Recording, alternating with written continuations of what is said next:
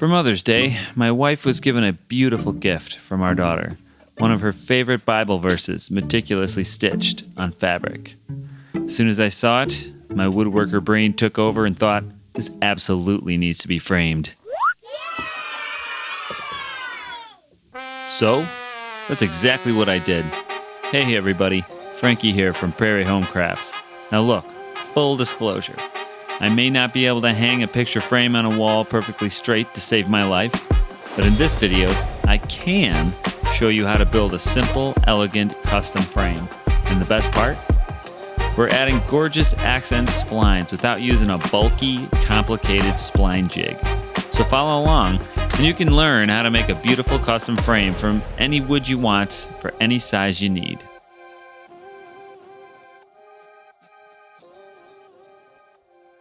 This specific frame ended up being about 11 1/4 by 7 1/2, and I'm making it out of this piece of cherry wood that has some really nice figuring.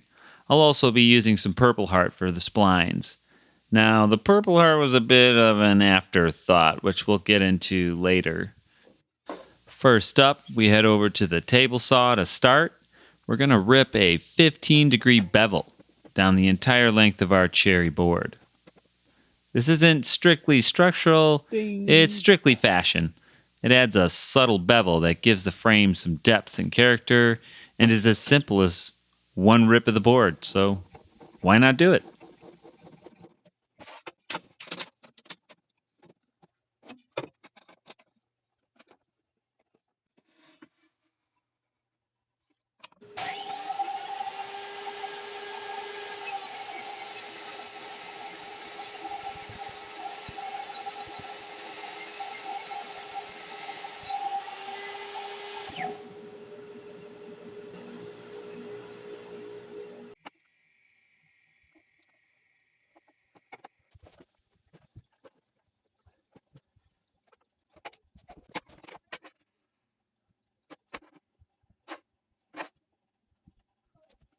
Next, we need to cut a channel or a rabbet, for all you animal lovers out there, on the back inside edge of this frame.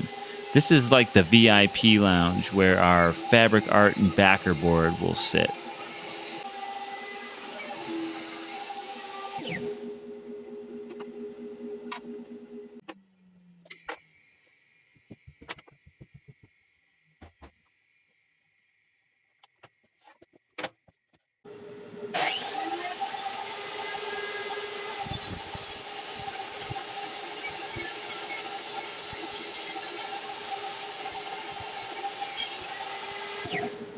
So far, so good.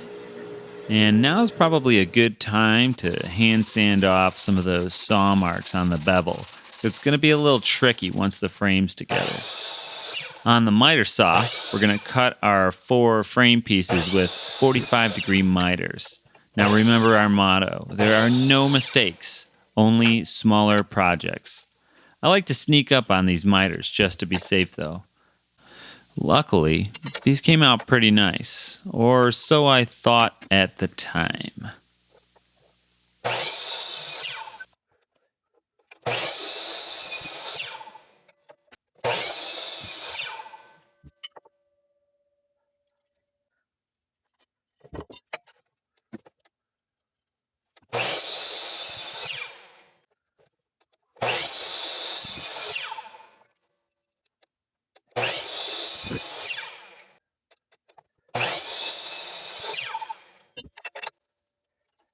Perfect.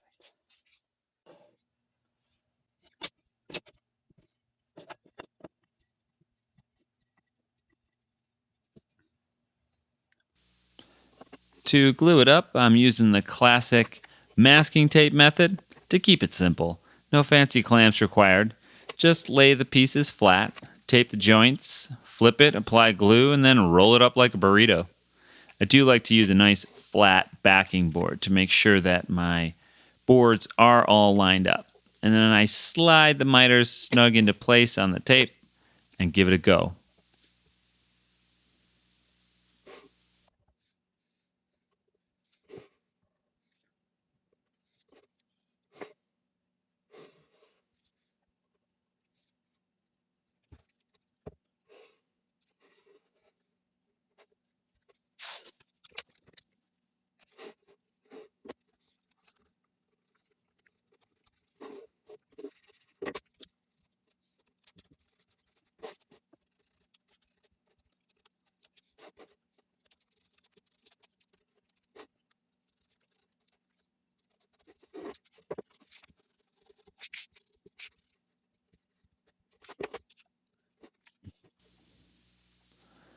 And while that's drying, I'm going to measure the inside dimensions and then cut a backer board out of some hardboard I had left over from a puzzle board I recently made.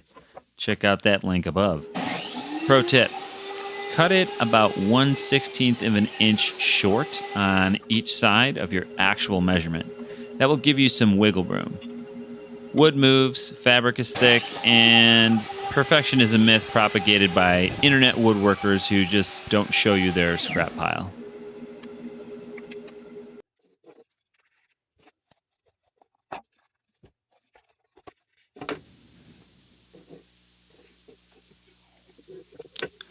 Once that glue is dry, we pull the tape and realize those miters aren't mitering, Frankie. Ugh. We can fix this by invoking the ancient woodworking ritual of rubbing wood glue into the gap and sanding over it so the sawdust mixes with the glue, and boom, seamless. It's like nature's wood filler.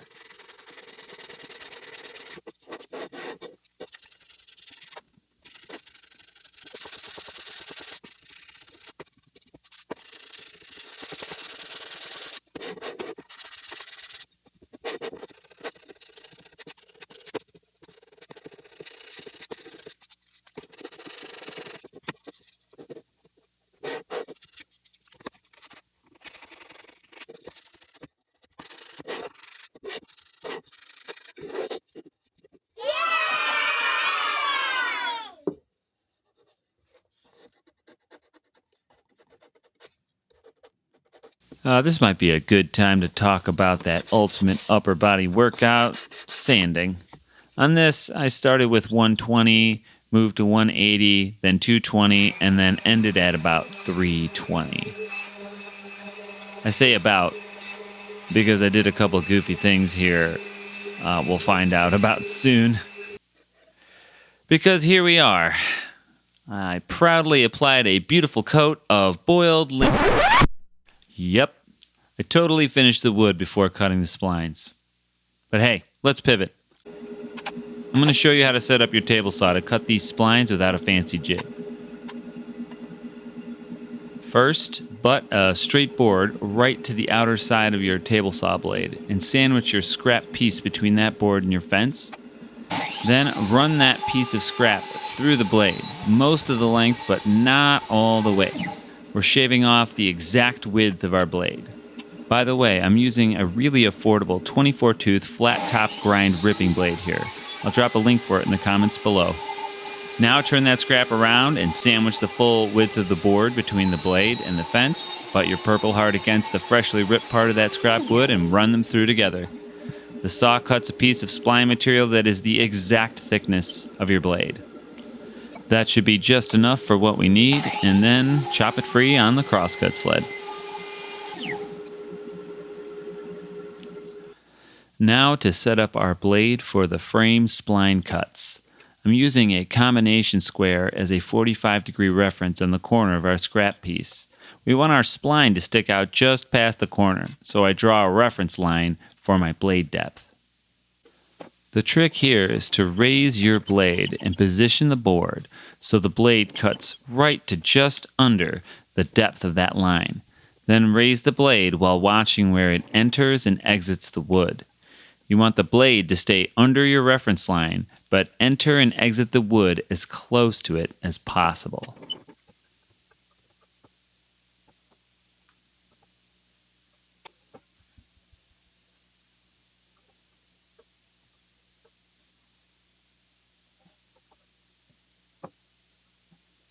That's looking pretty close. I think that should make a good solid spline. Once it's aligned, bring the fence snug up to the board. Mark the front of the fence with some masking tape.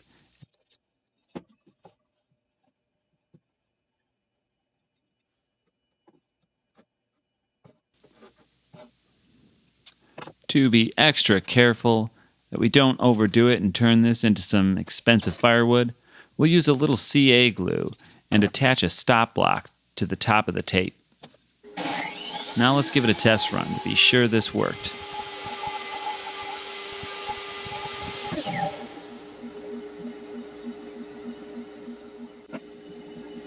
Looks good. Fits like a glove. Let's run it.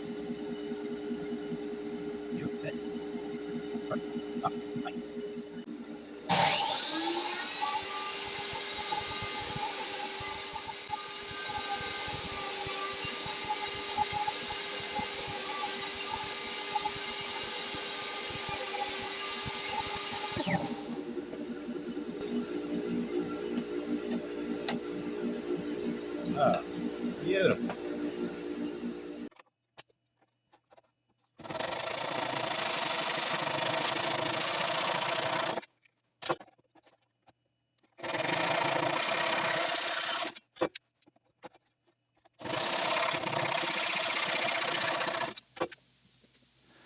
Now is probably a great time to talk about why splines actually matter. Sure, they look totally wicked, and that purple heart contrast against the cherry is just killer. But a spline's real job is to add mechanical strength to a fragile 45-degree miter joint. Miter joints are notoriously weak because it's just end grain meeting end grain. A miter joint without a spline is like two pieces of wood holding hands and hoping for the best.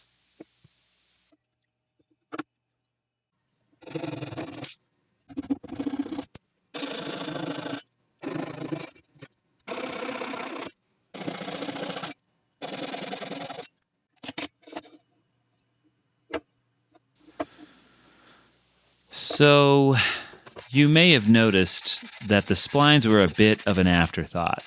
Honestly, this entire video was a bit of an afterthought, or a middle thought, because I actually made this project while in the middle of another project, which is taking way longer than I anticipated. It's been a minute since my last upload, and this frame project just fell into my lap, so here we are. You can actually see off to the left the other project that I'm in the midst of. But I love that this frame project is a collaboration with my daughter, creating a memorable gift for my wife. It's a major win for us all, and considering how much time I spend down here woodworking, and the fact that I accidentally covered a basket of clean laundry in sawdust the other day, I could really use a win.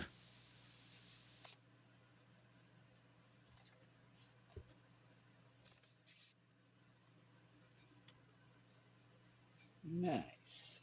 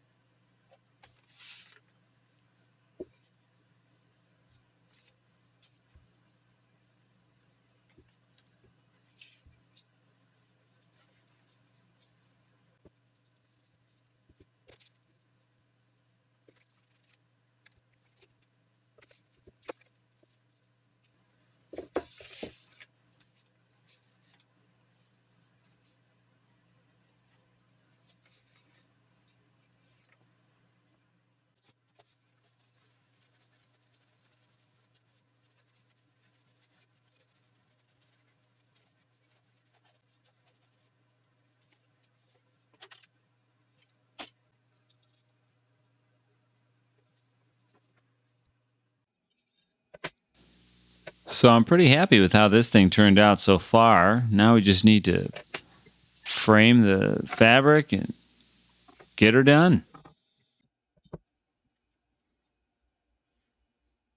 I'm not a professional framer. I don't work at Michael's or anything. So the best way I could figure out to do this was just place the frame over the fabric, trace the inside dimensions, and then cut it out with scissors. And I definitely asked that if it was okay if I could do this before I went ahead and cut it. And I got the okay.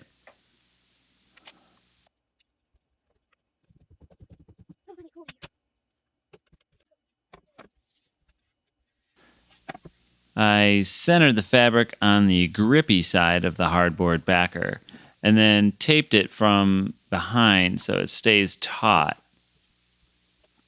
I don't think painter's tape was the best tape to use, but I really didn't want to damage the fabric by using a really sticky adhesive tape.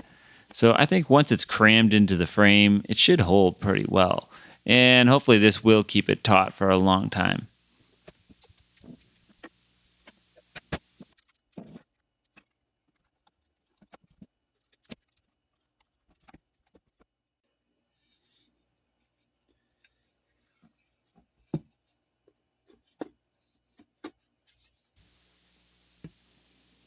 To hold everything in place, I'm just going to drill tiny pilot holes into the inside edges of the frame, and then I'll slide little pin nails in there and just gently tap them home with a hammer. That should hold everything in place without having to buy any special hardware.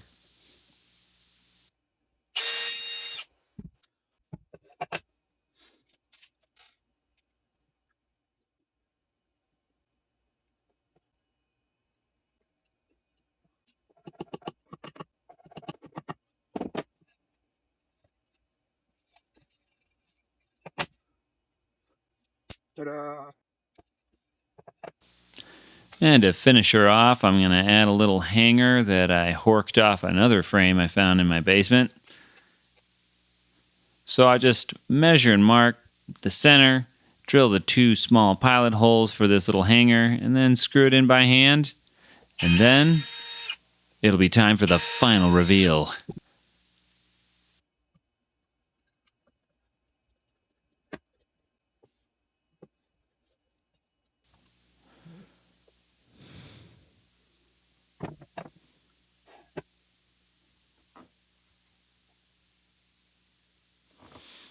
Oh, there it. Oh, come on. Yeah. Jeez. Good. Yeah. Mostly straight.